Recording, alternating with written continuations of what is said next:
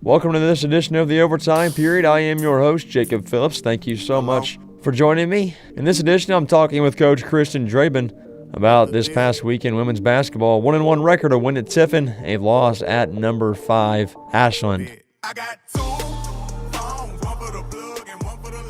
Well, Coach, it was a 1-1 weekend, came out 500, and, the one loss came against the 5th best team in the nation. What did you take out of that game? It was a good measuring stick for us to kind of see where we're at and what we need to work on. You know, Ashland is a really good team, and they have been for a long time, and they've won national championships. And their culture, they're just fun to watch, and they play so hard. And to be able to go in there and play a team like that where, nothing is lost if something is learned. And I think that's what we did on Saturday. Now, you were talking to me about their All-American, Lena Snyder. She had 29 points, pretty unstoppable. What was she finding open on the court? She just worked so hard to get open. We were trying to front her in the post, but, she's going to seal hard and turn around jumper. She finishes so well around the rim, and she offensive rebounds. She just comes out of everywhere. And, when you have a player like that, it's just really hard to defend. You got to defend them as a team, and, we got to do a better job at that next time. Now, one statistic that kind of really stands out in Ashland's box score from this past Saturday is they had 26 assists on 36 baskets. How crucial is it, those numbers? Well, they play team basketball, and we turn the ball over way too much. And when you turn the ball over, and they were live ball turnovers, so it led to transition baskets for them. And in that case, they're going to get a lot of assists on their shots, and that's on us. But they're also a really fundamental basketball team that passes the ball really well. And, they get the ball to their post players. That's their bread and butter, and they do an excellent job at it. So they do a nice job in that aspect, and it just shows how unselfish they are as a basketball team. How do you try and limit, the amount of turnovers that your team's committing per game? We just got to get back to practice. You got to get back to the fundamentals and keep working on it, and also putting some standards on them, like, we cannot have more than this or this, and have goals each game, and we're doing that. And so if we can minimize those every game and get a little bit better, we're working for February and March right now. What's the main cause? What do you see the main problem being for why you're turning the ball over? There's a lot of different reasons, and we're trying to play fast, and sometimes you'll get a little bit more turnovers in that aspect, but we got to be better fundamentally. We got to be better passers, and that's just us getting in the gym and working and just being really focused, and you are when you emphasize, and we're really trying to emphasize that right now every day. Now, it seems like this past Saturday that you had, Sarah, Nicole, two of your main players. They struggled from the field, 3 of 17 total. What was the problem? You're going to have bad games. Sometimes you're not going to shoot the ball well, but that doesn't mean that you turn the ball over and not box out and not defend. And there's going to be games where we're pretty lucky we have a lot of people that can score. So if one person's not scoring, someone else has to, but that doesn't mean that you can't do the little things. You're going to have games where you don't shoot well. Now that we got the loss out of the way, we'll talk about Thursday's win. Wednesday's win, actually. Yeah, that was an odd day. You guys don't usually play on Wednesdays. No, it was a quick turnaround. We played 4 games in 8 days. Does that affect the team, do you think, any? No, I think we got to be mature enough to handle it. When you get into conference play, you're playing Thursday, Saturday, and then when you get down to tournament play in the GLVC, you got to win a couple games in a row. So you got to be able to be focused and mentally ready for that. I don't think it really affected us much from that standpoint, but it's helping us learn and grow to be able to do that. Now, one problem that you and I talked about last week was the ability for your team to finish games. And when you look at Thursday's game, you guys did a nice job. You outscored Tiffin 38-30. What was the turnaround? We just started taking care of the basketball a little bit. And, when your point guard, Martha Burks, got in foul trouble a little bit early, and, we put her back in the game. And sometimes we struggle with that at times. But, I think our kids are just having a lot more confidence in having Nicole back, be able to play big minutes for us. She had a big game at Tiffin. I think she had double-double. Finished she did. Yeah. 21-14. Yeah, finished well around the rim. So I thought that was a really great game for her to come back and, to see what she can do. And, she's a good player, and we're going to get good minutes out of her. Now, you mentioned a double-double. Martha Burrs had 22 points, 11 rebounds. She also added in 6 assists. How crucial, besides, of course, the early season turnovers and struggling in the horn of the ball, how crucial has she been to this early season success so far? It's it's crucial for us because she has the ball in her hands a lot and to be able to make good decisions. And she's a scoring point guard, and that's really hard to defend. And when she's a positive to a negative assist to turnover, I think that's good because she does have a little more turnovers than we like on the year, but she also has 25 assists on the year. And I think that's a really good stat for her. And she's shooting well from the floor, and she rebounds well. I think she's averaging 5.8 rebounds a game. And at her size, I think I'm not going to say her size because she might be mad at me. We always argue who's taller, her and I. But she's just really dynamic, and to have a player like that, it's helpful. And it gets other people the ball. It allows other people to score and get shots because so many people are just collapsing on her in the paint. Have you had a player challenge you yet in one-on-one or anything? No, they haven't. Are you waiting for the challenge? No, I don't think one-on-one. I think they'll challenge me at a shooting contest, but that might be about it. And do you think you will win? Yes. You think so? What shot are you most confident in? Besides the layup, shot? of course. Are you a two-point shooter? I was a three-point shooter. I was a left-handed pull-up and a three-point shooter in college. No, but I just love going left. Oh! I thought you said left-handed pull-up. Going left, pull-up usually was my shot in college. Left wing, right wing, straight away. I don't know. I was just a shooter. You don't have a favorite? No, I was a shooter. If it's going up, it's going up. That's the motto to have, I guess. Well, you guys go on a little road trip, this is a small one, little vacation this upcoming weekend. You got St. Edwards, and then you got Grand Valley Friday and Saturday back-to-back.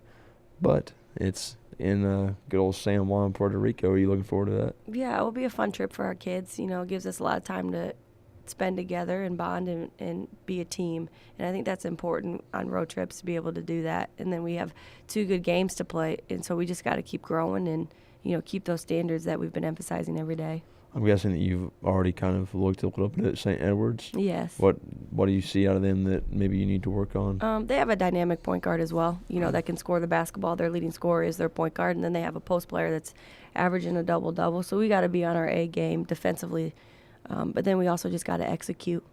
Have you been to Puerto Rico before? I have not. I've been to Virgin Islands, but not Puerto Rico. Me neither. I'm looking forward to it. It'll be fun. It'll definitely be a good time. Then you got Grand Valley State on Saturday. Have you looked at any of that yet, or do you? Yeah, I've watched Grand Valley play plenty of times. You're on top of it. They're really good, and that's going to be a tough game for us. They're well coached and they move the ball really well, and they shoot it really, really well. And they have a rich tradition, and it'll be fun to play them to kind of see where we match up as well. Do you ever just get exhausted with watching so much film? I'm so used to it over the years, I guess, and I enjoy basketball and. I want our girls to be the best that they can be, so I got to be on my A game as well. Besides, this might sound like a stupid question, but besides just, being the head coach, what's been the biggest transition for you from being, an assistant to, getting the big job? I think decision-making is the biggest difference. As an assistant, you can suggest, and they need to suggest, and my assistants do a great job at that. We talk a lot about practice and what we need to be doing, but at the end of the day, I have to make the decision. And so I always try to remember I got to do what's best for the program as a whole, and that's how I try to make decisions at the end of the day. I'm guessing you're enjoying the transition just a little bit. Yeah, I've enjoyed it a lot. It's fun. I've learned, and I'm growing every day, and sometimes, you have growth pains, but you have to get better, and we're trying to do that. But I've really enjoyed it, and I love UIndy. It's a great place, and there's good people. If you're around good people, you have a good time. What's been the hardest part about being a coach so far? Being a head coach? Yeah. The hardest part is making those decisions. Sometimes you have to make the hard decisions and say the hard things at the right time and to be able to lead a group of women. I think it's hard some days, but it's very fulfilling to see them grow and buy in. What about, I know this is kind of maybe just a preseason thing, but if you're going throughout the season and you see a player struggling, how hard is it to, make a change in the lineup and go to that player and be like, hey, you're not in the lineup, you won't be playing? How hard is that? It's really hard. It's hard for me because I wish we could play every kid. I wish they could all play 35 minutes a game, but you can't. You only have 200 minutes in a whole game to play. And we have 15 girls on our squad, and it's a big number. So they all can't play, but they just need to know that they're all valued and that, we're there for them, and they need to play hard every day, especially freshmen. I didn't play as a freshman. So I understand how that feels, but you have to come in every day wanting to get better and not just get by, and so we try to preach that as much as possible. Who have you been most impressed with so far? Impressed with? Yeah, like who's kind of just impressed you with their play so far? I think it depends on the day. I think people are getting better every day from last year. I think Sarah Costello's gotten better. We still got some things to work on. It's different, too, because Martha, I've coached her for 2 years before, and just to see her growth and her be able to handle a game and stay poised at times, it's still stuff we got to work on, but I've been impressed with her growth as well. But, yeah, I think as a whole the team has gotten better, and we have some freshmen. I think Taylor Foster's done a really nice job for us as a freshman. She started a few games, and she comes off the bench, and she just works so hard. She's able to shoot the three, but, she defends really well in the post, and she can go get a rebound here or there. I think she's done a really nice job for us, and so I've been impressed with her. Yeah, she started in the Finley and Walsh game, the GLIAC GLBC Challenge. Then she started her third consecutive game at Tiffin in place for Sydney. How much confidence does that give you? I mean, Sydney's by far one of your best scorers, if not your best scorer. How much confidence does that give you when your team can go out and put up a victory against Tiffin without one of your best players on the floor? Yeah, I mean, Sydney Brockmeyer, she's a good player, and she's averaging 20 and 10 right now. But at the same time, we have a lot of good players on this basketball team, and I think we have 3 kids scoring in double figures, and that's without Nicole Anderson playing a lot of minutes right now. And she'll get up there, and she'll bounce back.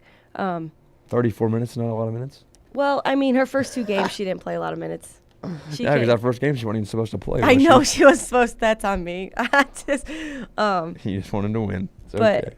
Yeah, and I think that we have a lot of pieces to the puzzle, and I think that's what it's going to make us hard, to guard, is because we have people that can score and step up when we need them to.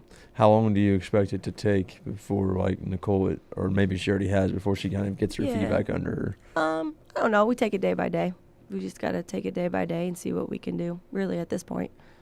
So I got to ask, I don't think you did because I didn't see it, but did you get rung up this weekend? No, I didn't.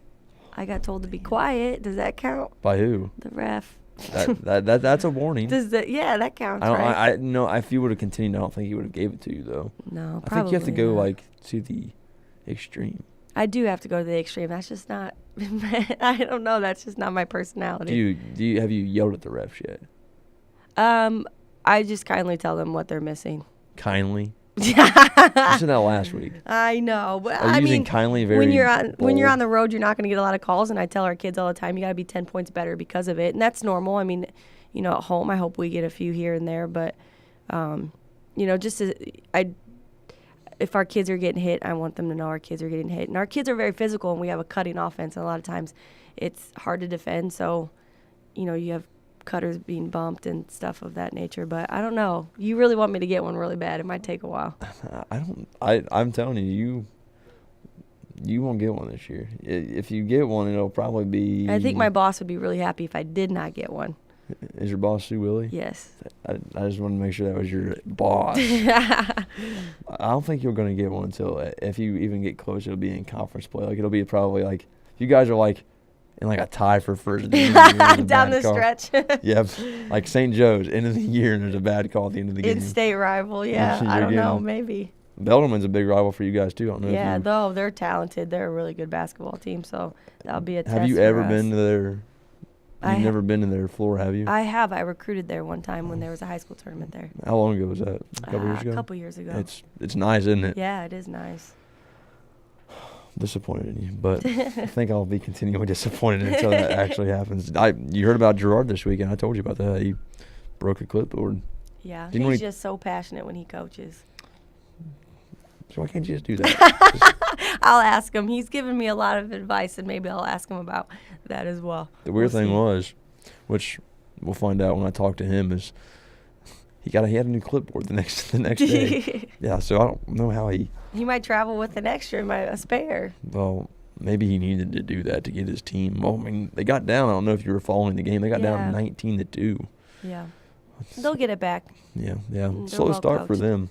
It's kind of reverse roles. I mean, the women's team has been getting off to very slow starts the last couple of years, and now you guys are the ones off to really quick starts, and they're off to the slow start. So a little bit of a reversal of roles. But before we go, I Since it is, we're 2 days away from Thanksgiving. Yes. I want to know what you are most thankful for. What I am most thankful for? Oh, that's a really tough question. I'm thankful for so much. I mean, one of our core values is gratitude, and we talk about it a lot with our squad. I mean, my faith. I mean, that gets me through a lot of these hard days as a head coach, and my family is so supportive, and they live here, and this basketball team, they've really bought in, and my staff, they take care of me every day. So I guess that's what I'm most thankful for right now. I mean, I'm pretty lucky. I can't complain, and luck isn't, favor ain't fair, and I've been blessed. So grateful for a lot. Well, I'll be with you this weekend in San Juan. Hopefully we get some. You better bring your sunscreen. I heard we're right by a beach. Yes. And we're right by the downtown San Juan. So, that'll be interesting. Have you seen what the stadium looks like yet? No, I haven't. Wow. I saw it yesterday. We're in the Roberto Clemente Coliseum. So, if you knew anything about Roberto Clemente, do you? No. Oh, you don't know Roberto Clemente? Should I know this? Yes, you should. He's a very well-known, popular Puerto Rican baseball player. He played for the Pittsburgh Pirates, and he was really big into giving back to his community, and he was going back actually to Puerto Rico. That's awesome. One day to give back. They had a flood or something. I forget what the story is, but he died in a plane crash. I think I know the Chicago Cubs, and that's about it. Probably just from this year too. No, I mean, I grew up watching the Cubs. I mean. Oh, okay. Hold on, we got a conversation now. Okay. Who was your favorite player growing up? My favorite player growing up?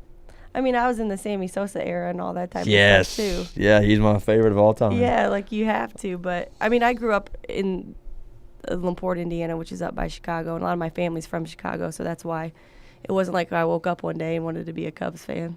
We were fans when they were bad.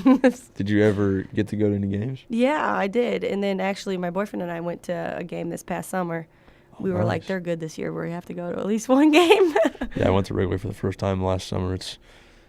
I'm not going to say it's the nicest park, but it's just historic. It's very, but yeah. I know. Rizzo's probably my favorite player right now. I love him. Come on. I know. Everybody loves KB, but. I don't like the Cubs. You don't like the Cubs? I was a Cubs fan when I grew up. My dad grew up me, and he grew me up just loving baseball. And yeah. I think it all started when I was watching the Home Run Derby, and it was, I think, maybe 2002 or something, and Sammy was in the Derby. And I was like, oh, man, I like this guy. And started watching him. He did the hop. And he did a little thing when he got into the dugout after he hit his home runs. And the thing that disappointed me about Sammy was every time I went to watch him at Cincinnati, he never hit a home run. Ever? Never. So even in that home run race with Mark McGuire and stuff? Never? I was 3 years old then. You're so young. I forget. But then there was one night, my uncle, my dad, I think my brother and I were all going to go to the game, and we couldn't get in. And guess what happens? He hits one. 2. Dang. So one of his last years, he was playing with the Texas Rangers. Yeah. And he was at 598 home runs, and I went to the game, hit a home run, hit a grand slam. Wow. So, yeah. That's impressive. Well, we have something in common. We do have something. Sammy Sosa fans. Sammy Sosa fans. I would have never guessed. I'm not a Reds fan. I'm not a Cubs fan. I'm a Reds fan, unfortunately. Well, Coach, wish you the best of luck this weekend, and we will see you next week. All right. Thank you. Coach Stan Gouard now joins me. His team, they traveled up north to Michigan. They played Thursday at Lake Superior State. Saturday, they played at Hillsdale. Both games resulting in losses. Well, Coach, 2 games out of the way this weekend. You were on the road in Michigan. First of all, I didn't recognize that Lake Superior State was near the borderline of Canada, but Lake Superior State, I tell you what, they play with a lot of fight, and you talked to me in the pregame show. I think you talked to me on here as well last week about Kimji Williams. I think he was all and more of what you expected, right? Oh, he was great. He came out, and he was the aggressor from the start. And seeing that kid on film, you can't get a great feel of what he can actually do. I had a chance to witness it last year when we played him. And our guys kind of looked at that, watching the film, and I guess didn't believe the hype, so to say. But watching that kid, not just in the game, but in warm-ups, saw him in passing in the hallway, he was ready. He was ready to play, and it showed once the game started. He controlled the basketball game the entire night, and it showed with his numbers. He not just his scoring, but I went back and watched the film. He had 9 deflections throughout the game, which led to about 7 steals for those guys. He didn't steal them all, but he deflected 9 balls, and that's a lot for one person.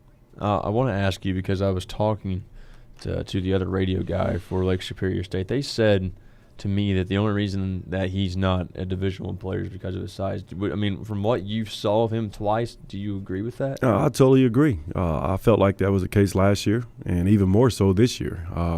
He can play at IUPUI.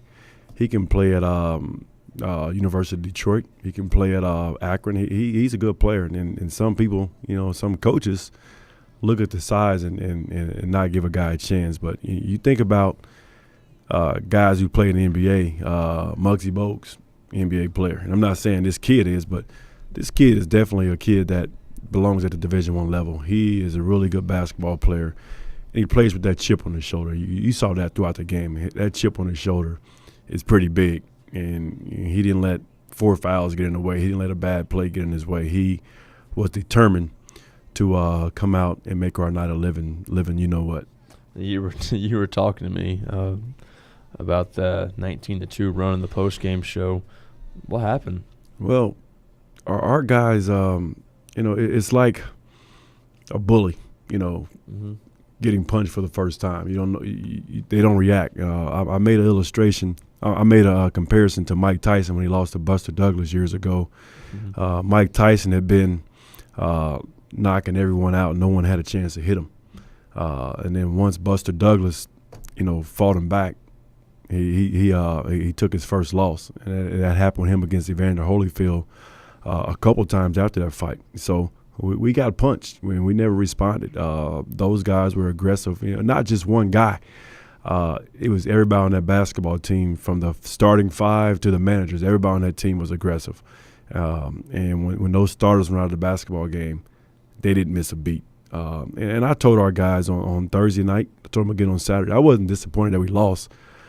I was disappointed in how we lost, because we didn't show any sign of toughness, resilience, no fight. And I don't like coaching guys like that, and it's my job as a coach to prepare these guys better. I felt like we had a great game plan going in, but once we were faced with an ounce of adversity, our guys went away from the game plan, and we couldn't stop the bleeding for a little while. We finally woke up in that second game at Lake State with about 12 minutes to go in the basketball game. And it's funny because I was talking to their coach before the game, and he said game time's at 8.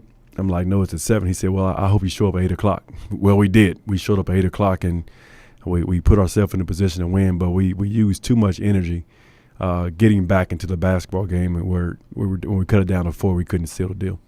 Now, one thing I've noticed, and I'm sure you did as well, the slow starts to both halves in that game on Thursday night. Of course, you got down 19-2, and then the second half, I think at one point early on, they went on a 10-0 run. What have you seen as the reason for the slow starts? Well, it's our guys. It's not nothing we're doing. We practice. If you ever came out to a practice, we start every practice with a 4-minute game to prevent situations like this past Thursday and Saturday night for quicker starts. Because some guys in the past have taken a while to get themselves going in practice. So the past 3 weeks, as soon as we get done stretching, we play a 4-minute game or get into some type of drill that's ultra competitive. And we got to do it again this week so we can get off to better starts. But at some point, like I told our student athletes, we have to look in the mirror as student athletes and play for that name on the front of our jerseys. And I'm not saying we have selfish guys, but we got to have more pride in that name on the front of our jerseys when we step on that basketball court. I feel like Lake State and Hillsdale, they play with a tremendous amount of pride. They wasn't going to let the next man down. They wasn't going to let the next man lose. I mean, let their teammate down or lose that basketball game. They had a great deal of pride, and they played a very good basketball game. Not just for 5 minutes, but for 40 minutes. Now, moving on to Saturday, you go in against a Hillsdale team, and your team looked very focused in practice leading up to those days. And then Stedman Lowry stepped on the court. What was he finding on the court so easy? He found open looks. We had a great practice on Friday night, a great walkthrough on Saturday. And I went out. I don't go out very much, rather, and watch our guys in warm-ups, but I peek my head in. And that was the most focus I've seen our guys to this point. Kind of reminded me of the Ball State game, how our guys were all excited, engaged. And then we go out and have a couple of defensive miscues, and everything went bad from there. But Lowry got himself going. He had 20 points at halftime. And it wasn't the fact that he was just breaking us down off the bounce. We lost him in transition. We ran into screens. We have drills where we avoid screens or not get screened, rather. And we ran into screens. Everything he took in that first half basically was a wide-open horse-type shot with a guy 4 or 5 steps from him, and that was not the game plan. We wanted to run shooters off the three-point line, arrive on the catch, find them in transition, keep the point guard out of the paint, and we didn't do those things, and that's what happens when you don't do them. You find yourself down 18, 20 points, or in our case on Saturday, Lowry had 20 points at halftime.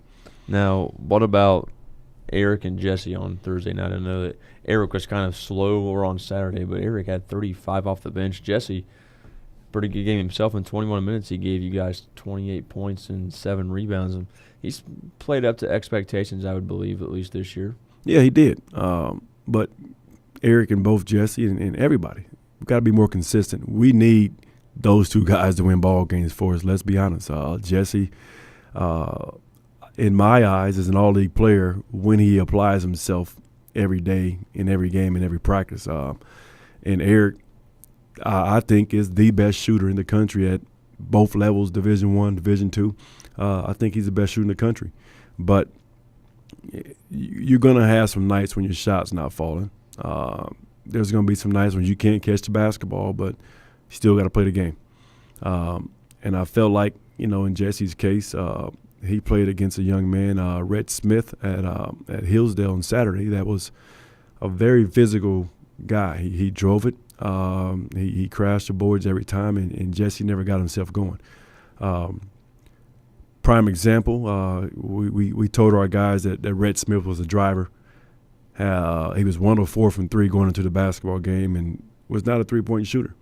The first time he catches the ball in the perimeter, he shot fakes it. We go up for the block shot, of course, and we don't teach that. And Rhett Smith drives it for a layup to get himself going.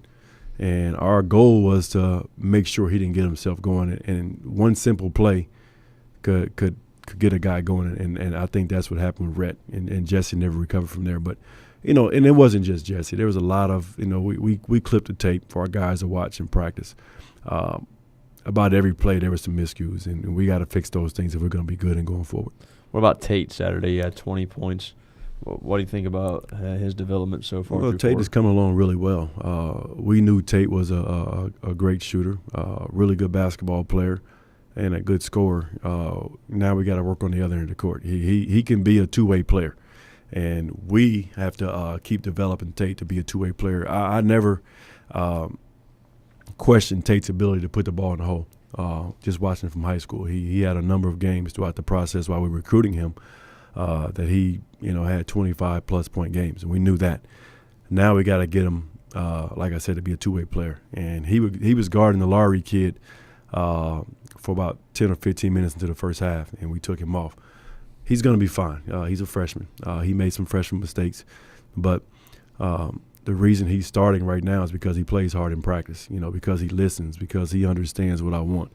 And I feel like he's going to be a really good basketball player over the years to come. And I feel like throwing a freshman in the fire right now is going to benefit Tate, hopefully in December, January rather, but more so next year. But he's doing a good job. He plays hard, and playing hard with Tate covers a lot of his mistakes. Coach Stan Gouard joins me on the overtime period. What about A.J. Lawton? Do you see him becoming maybe a little more comfortable in the offense? Well, I hope so, because we need him to become the team we want to be. it's going to take some time. He's still shaking the dust off. He struggled a little bit in both games. He got himself going the second half against Lake State, but it was kind of too late. And then Hillsdale, he struggled the entire night. But hopefully we'll get him to where he needs to be so that he can help this basketball team get over the hump. Now, you got a game Saturday is at Kentucky State, and you guys are away from home for a while. I'm looking here, and you don't return back to Nickerson until January the 12th. But that does not stop conference play from getting back into action. December the 1st, you got a game in between. How important is it that your guys are ready by that time? Well, it is very important in scheduling, putting this schedule together. I think we do have one more game before Florida at home. I do believe. I may be wrong. I think we have Olivet Nazarene. Right. Yep. But in putting this schedule together, the reason for a tough schedule is because with the new scheduling this year, last year rather, we don't play Bellum and Southern Indiana twice. We play them once, and that weakened our schedule in terms of postseason play. So we wanted to play 2 games on the road against a Bellum and Southern Indiana type of team, which was Hillsdale and Lake State, so that we can offset that for postseason. Now, I didn't see us being 1-3 at this point. I was, in the worst case scenario, 3-1 is what our goal was. We let one slip away against Ashland here, and we really let one slip away against Lake State because we never should have got off to that bad start. But so we were trying to offset, excuse me, but a tough schedule, very brutal. We're not at home, which is tough on our guys, especially with so many new guys, and we're losing a great deal of our team last year. But at some point, like I said, we got to look in the mirror. It's not about the schedule. I think it's about us just coming together as a group and figuring this thing out. I told our guys, we make the game so hard. You look at our Lake State game on Thursday, 21 turnovers. You're not going to win very many games turning the ball over 21 times. And we're not shooting the ball well. And sometimes our guys hang their head when they're not making shots. And we can't do that. We have to be more prideful on the defensive end, and that's something we worked on all week in practice. Now, transitioning just a little bit, Sunday, Jordan, he had a pretty good game for himself, by far his best game in 2 with Fort Wayne. He had 24, and we were talking before we started air. He's getting some important time now, and I think the problem with Jordan Lloyd is, as we've talked, people really underestimate him. Yeah, they did. A lot of people look at the level of basketball he's came from, where he come from, rather. And a lot of people don't remember, even at that level, that he was a Division I player before we got him. And now he's at Fort Wayne, played a great game yesterday. He had a really good game in the opening game a few weeks ago in North Carolina. I think he had 11 points or 15 points or something like that. He has a great deal of confidence, and that's what I told those scouts prior to those guys drafting Jordan. We talked a number of times about his deficiencies, what he's good at, and one thing I always said about him to the scouts, I talked to a number of teams about him, that he plays with a chip on his shoulder, which is great because, if you play with that chip on your shoulder, your confidence is really high, and he has a great deal of that. I was happy to see him yesterday, not just score the points, but be in the game as a rookie against the defending champs with 2 minutes to go in a basketball game, step up and shoot 2 free throws and knock them both down to seal the deal. And they were playing against a really good basketball team, the defending champs of the D-League. So if he continues to play the way he's playing, my hope and dreams for him and my prayers for him is we see him playing on television someday in the NBA. But that's a long shot. It's going to take time and patience and right place, right time. But I think he's on the right path to reaching his ultimate goal as a basketball player. Well, I think one thing that didn't change on Sunday was the fact that he got to the free throw line 15 times and converted on 14 of them. Yeah, good game from Jordan. He had 24 points on 5 of 12 shooting. But as we are nearing the end of the show, I did want to talk to you about something. I mean, it is kind of right around the corner. Thanksgiving, right around the corner. What's your favorite part of Thanksgiving? Well, family. I think, as coaches, you tend to lose sight of family as the season get along because you're gone. You think about our trip last week. We were out of town. We left Wednesday, came back late Saturday night. So you miss your family. And just giving thanks to, to God for life. You take so many things for granted in life that, people don't really sit back and really give thanks for a lot of those things. And we'll have the guys over to my house on Thanksgiving. My in-laws are in town as we speak, preparing dinner right now and getting ready to feed the team. But, we'll step away. We'll practice Thursday morning, but we'll step away as a team and just hang out and not talk basketball. I want these guys to be able to relax a little bit when they're around me and not talk basketball and just be thankful for the blessings that these guys have. It's a blessing, a privilege to be alive, but to also be a student athlete. A lot of kids are not doing this who want to do it. So it'd be enjoyable. It'd be a great time to get the guys over, break bread together, and just hang out, eat a little bit of food, but not too much because we do play on Saturday. But just to hang out a little bit and break bread and give thanks to God for blessing us with everything He's given us. What's some of just to name a few, what's some of the things that you're most thankful for? Well, I'm thankful for, first of all, my wife and daughter for everything they do, in terms of, balancing my life so that I can, do the things I do. It's hard being married to a coach. It's hard being the father of a coach because my schedule is hectic. You think about coming back Saturday night rather, from that long road trip. And then yesterday I was planning to go to Jordan Lloyd's game, but I told my daughter about a month ago that I would go with her to her Girl Scout camp day outside. So as I'm getting dressed to leave, she comes over and says, "Are you getting ready to go to the Girl Scouts?" And at that moment I realized how bad of a dad I was because I totally forgot. I usually put everything in my phone, but I forgot. So I'm like, yes, I'm going with you. So I called Jordan, let him know what I was doing, and he totally understood. So we spent about 3 hours outside yesterday, campfires and things like that, and that was a great experience for her because I was there, and I enjoyed it. I'm also thankful for, my family back in Illinois and, this university for giving me a chance to represent this university the way that I do. This is a privilege coaching here as well. I'm really grateful that I'm here. I love it here. I love what the vision that Dr. Manuel and Willie has, not just for me, but for this university. It's a great university, and I think the best Division II in the country. Yeah, I couldn't disagree with you. Yeah, we are definitely thankful for you to be here because I don't know if UIndy basketball would be the same without you. I'm guessing you're thankful for a new clipboard Thursday night. I thought did that? I gotta ask, did it break? You know what? Yeah, it did break, but I did that on purpose. If you think about when I did that, we were down 24 points, and when I think I was about out. I had one more timeout after that, but I was trying everything in the previous timeouts to push these guys' buttons, and before I called that time, I'm like, what can I do to get these guys going? And I'm like, okay, I got to break the clipboard. So I broke the clipboard, and we go out on a 14-0 run. And it's funny, I get a text from a friend who was listening to the game. As soon as the game was over with, he said, you got 2 clipboards on the way. So he's going to purchase me 2 clipboards, but I was going to buy a couple anyway. But I just wanted to get these guys' attention, and I hate that it took that, but it woke those guys up about an hour later.